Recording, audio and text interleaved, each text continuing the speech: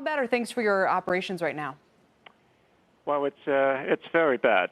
If you consider the last worst decline that we had in the industry was in 2009, and we declined in revenue by about 16%. Seemingly overnight, just last week, our decline was in excess of 40%. So this is the worst decline that the industry has ever seen, and it happened so abruptly.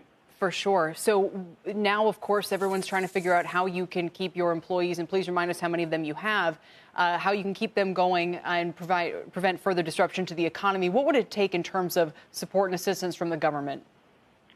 Well, we have well over 2,000 hotels in the United States alone, and we have 5,000 around the world. And most of these hotels are small businesses owned by hardworking men and women, and their businesses are tremendously.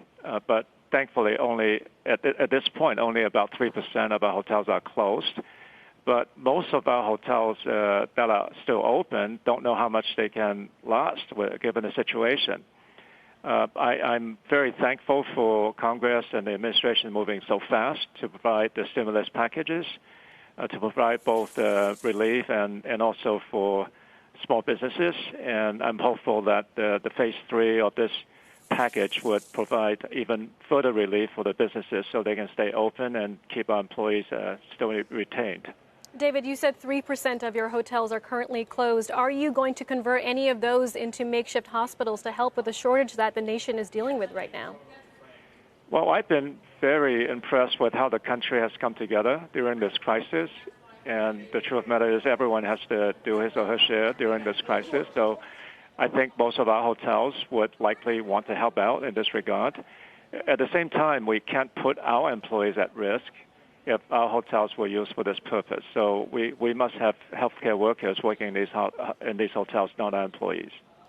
David, you, alongside other hotel CEOs from Marriott and Hilton, you were at the White House on Tuesday and you proposed or requested a $150 billion bailout. When do you expect to hear back from the Trump administration on that?